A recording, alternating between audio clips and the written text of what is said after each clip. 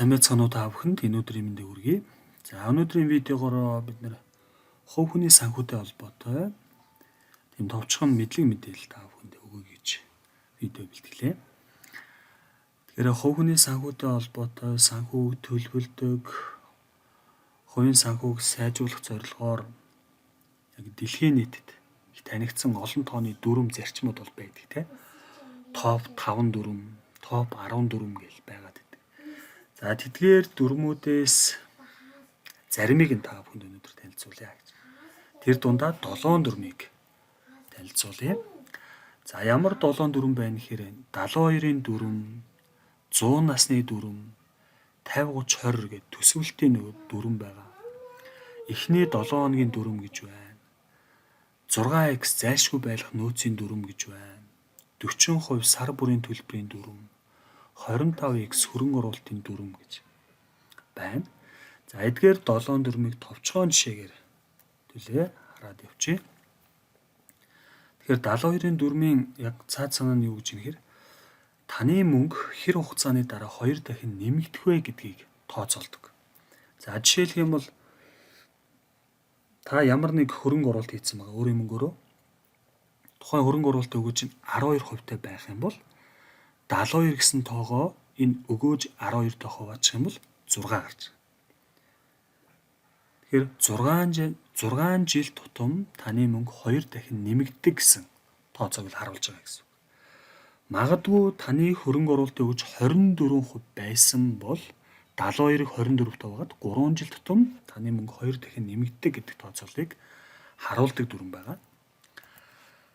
За энэ 2 дахь дүрм бол энэ 100 насны дүрм гэдэг. Өөрийн хөрөнгийнхөө хэдэн хувиар хувьцаанд хөрөнгө оруулалт хийх вэ гэдэг тийм тооцоолыг хийдэг гэж. За жишээлх юм бол та 30 настай гэж үзэх юм бол 100 наснаас 30 насыг асгаар зөрүү 70. Тэгэхээр өөрийн хөрөнгийн 70%-аар хувьцаанд хөрөнгө оруулах хэрэгтэй шүү гэдэг зүйлийг бол тооцоолдог гэж. Магадгүй та 40 настай гэж тооцох юм бол өөрийн хөрөнгийн 60%-аар.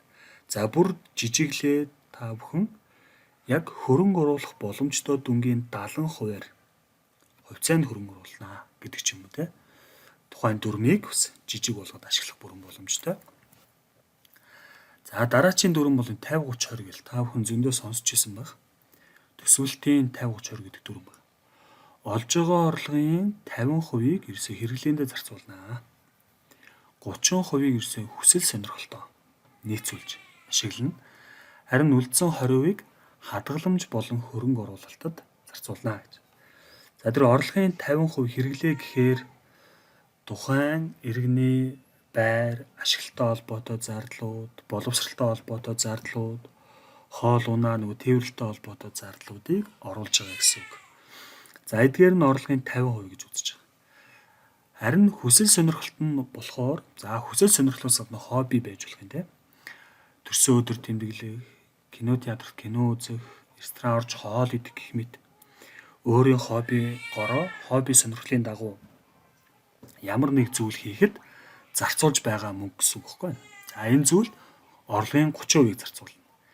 За үлдсэн 20%-ийг за ямар нэг хадгаламж, за эсвэл хөрөнгө оруулалт гэхээр нөгөө бонд худалдаж авч болж гин. Тэр дундаа хөрөнгөөр баталгаажсан үнд цаас.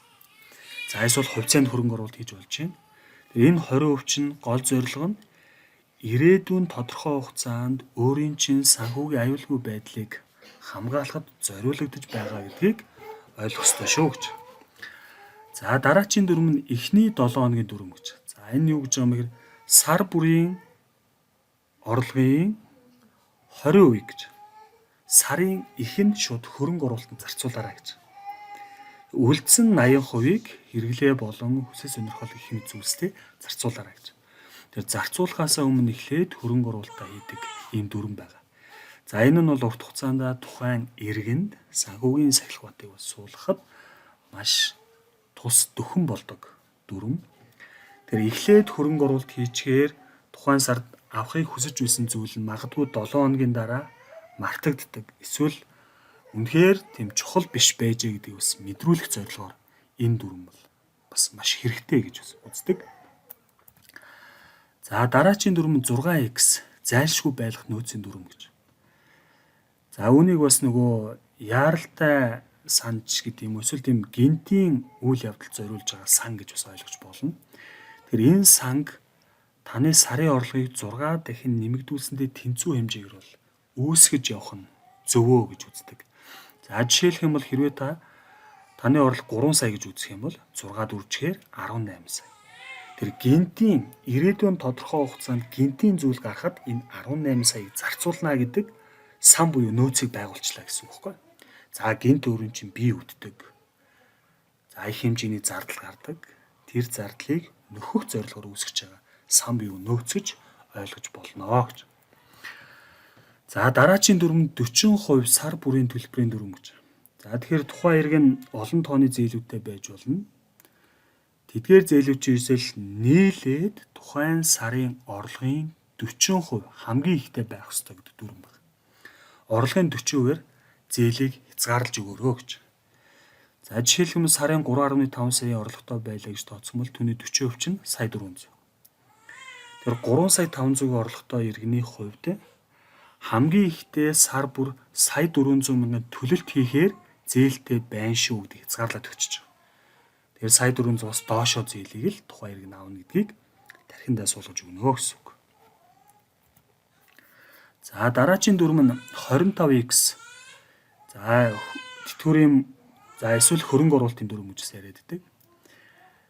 Тэгэхээр ямар хэдийн хэмжээний хөрөнгөтэй болчих юм бол тухайн иргэн тэтгэврт гарахыг бодож болох вэ гэдэг бол тооцоолдог дүрм байна. За хэрхэн тооцож ийн гэхээр жил бүрийн өөрийн чин гаргадаг зардлаасаа 25 дахин их хөрөнгөтэй байх юм бол тухайн иргэн тэтгэврт гарах талаар бодож болно гэдгийг бол тооцдог. За жишээлх юм бол та жилд 40 сая төгрөгийн зардал гаргадаг гэж үзэх юм бол 40-ыг 25 дөрвжихээр 1 тэрбум болчихж байгаа. Тэгэхээр тухайн иргэн 1 тэрбумын хөрөнгөтэй байх юм бол тэтгэврт гарах талаар бодож болно гэдэг зүйлийг тооцоолдог. Ингээд анхаарал хандуулсан та бүхэндээ баярлалаа.